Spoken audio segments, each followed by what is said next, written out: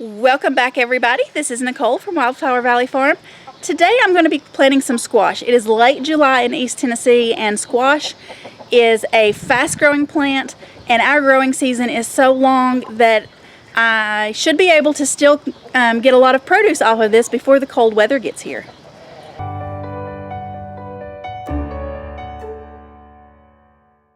So I haven't really done a garden tour for you guys yet. I do plan to do that in the very near future.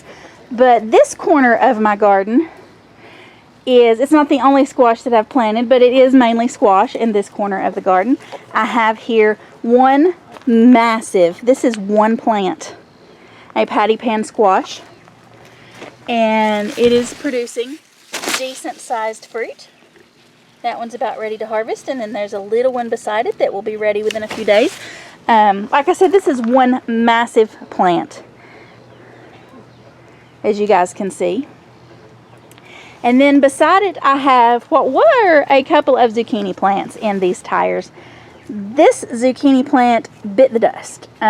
This one is fighting off some squash vine borers, but the one that was in this tire it tried and I tried, and there was no saving it. And I pulled it out yesterday, and then today I went to Walmart for something totally different, but I decided to stop and look at their plants, and they had this yellow squash. In the squash varieties that I planted earlier in the year, I did not have any yellow squash.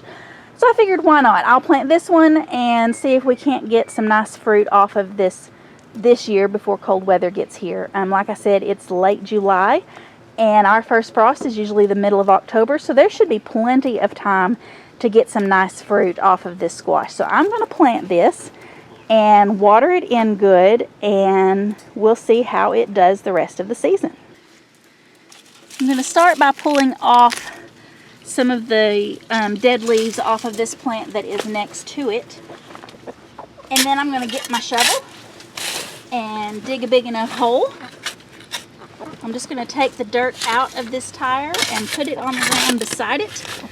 And I'll use it to fill this back in. This particular variety is a straight neck yellow squash.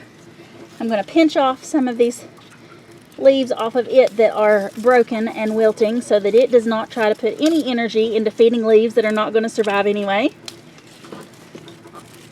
And I'll just bury those in the dirt here with this one that can help to feed the rest of the plant.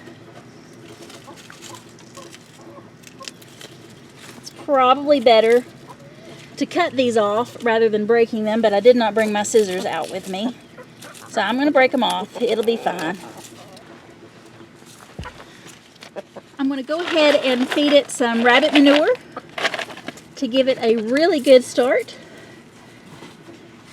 And then I'm just going to use my shovel and the dirt that I took out. I'm going to layer that back on top of the plant here.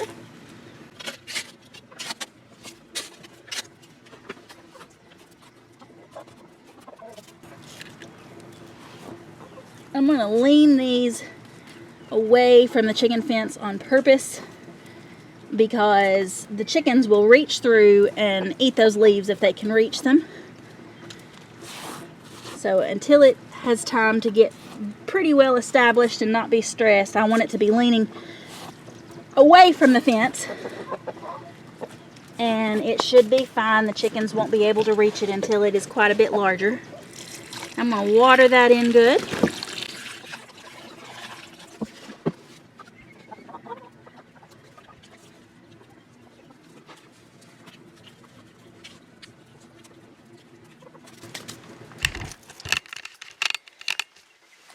And there you have it, a freshly planted yellow straight neck squash. It still has quite a lot of blooms on it.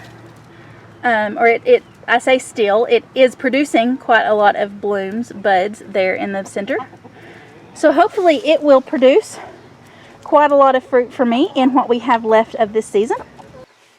If you'd like to see more videos like this, be sure to hit that subscribe button down below so that you won't miss any of my upcoming videos. Thanks for watching.